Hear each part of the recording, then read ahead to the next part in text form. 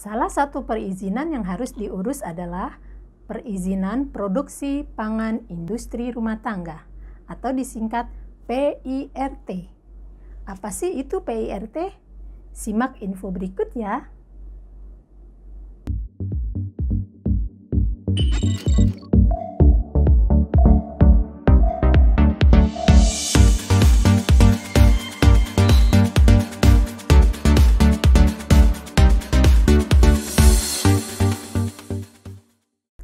Selamat pagi, bersama saya Nur Hayati, UKM Pejuang Tangguh. Selamat pagi teman-teman, semoga sehat selalu dan tetap semangat berpuasa hari ini ya. Hari ini saya mau cerita tentang izin usaha makanan dan minuman.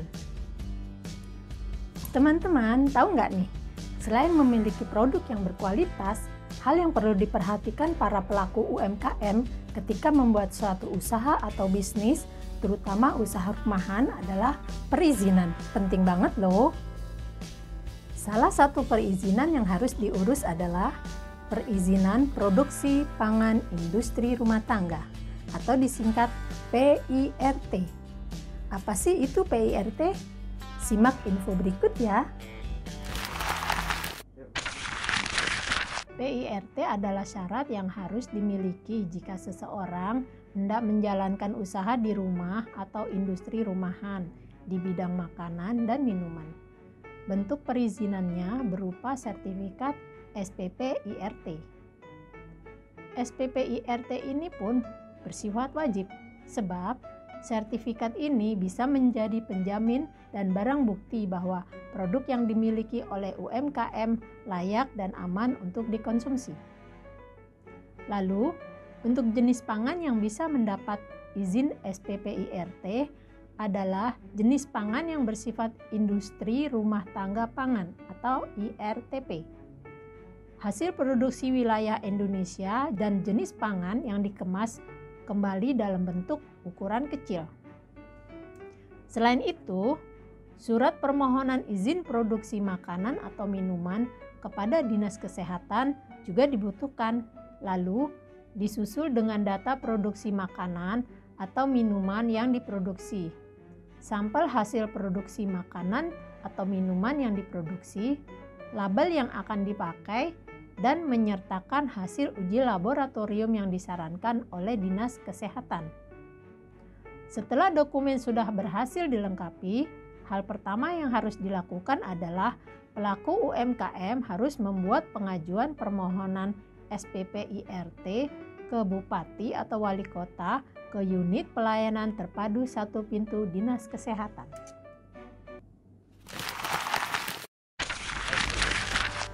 Dengan memiliki sertifikasi ini, para pelaku UMKM bisa tenang memproduksi produk dan menjual secara luas. SPP IRT berlaku paling lama 5 tahun sejak diterbitkan dan dapat diperpanjang paling lambat 6 bulan sebelum masa berlaku habis. Jadi, harus diingat nih, kapan waktunya harus diperpanjang lagi izinnya ya. UMKM yang sudah pernah mengurus SPP IRT tetapi ingin mengajukan perpanjangan dan mengganti nama kepemilikan, bagaimana caranya? Pengajuan perpanjangan SPP IRT dapat dilakukan paling lambat 6 bulan sebelum masa berlaku SPP IRT berakhir. Perubahan pemilik atau penanggung jawab IRTP harus dilaporkan kepada Bupati atau Wali Kota unit pelayanan terpadu satu pintu. Proses perpanjangan dan perubahan pemilik nama seperti proses permohonan SPP IRT. Pemilik atau penanggung jawab IRTP yang sudah memiliki sertifikat penyuluhan keamanan pangan tidak diwajibkan mengikuti kembali penyuluhan keamanan pangan. Sementara jenis pangan yang tidak termasuk atau tidak memerlukan izin SPP IRT adalah pangan yang diproses dengan sterilisasi komersial atau pasteurisasi. Pangan yang diproses dengan pembekuan atau frozen food, pangan olahan asal hewan yang disimpan dingin atau beku, pangan diet khusus, dan pangan keperluan medis, meliputi MPASI, booster ASI, formula bayi, formula lanjutan, dan pangan untuk penderita diabetes.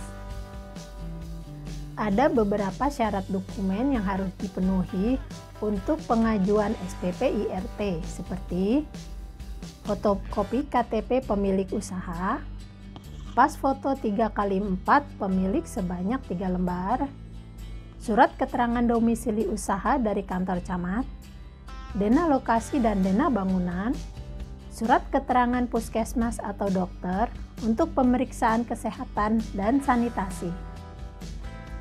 Setelah dokumen sudah berhasil dilengkapi, hal pertama yang harus dilakukan adalah pelaku UMKM harus membuat surat pengajuan permohonan SPP IRT ke Bupati atau Wali Kota dulu ya, ke unit pelayanan terpadu satu pintu Dinas Kesehatan. Setelahnya, Dinas Kesehatan Kabupaten atau Kota mengirimkan rekomendasi SPP IRT ke unit pelayanan terpadu satu pintu. Setelahnya, Bupati atau Wali Kota menyerahkan SPP IRT kepada pemilik atau penanggung jawab IRTP yang telah memenuhi syarat. Begitu. Perubahan pemilik atau penanggung jawab IRTP harus dilaporkan kepada Bupati atau Wali Kota CQ UPT SP atau Unit Pelayanan Terpadu Satu Pintu. Pemilik atau penanggung jawab IRTP yang sudah memiliki sertifikat penyuluhan keamanan pangan tidak diwajibkan mengikuti kembali penyuluhan keamanan pangan. Nah teman-teman, sudah jelas belum dengan topik kali ini? Seru kan ya?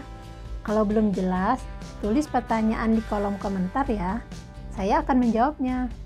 Jangan lupa like dan subscribe channel ini ya. Stay tune!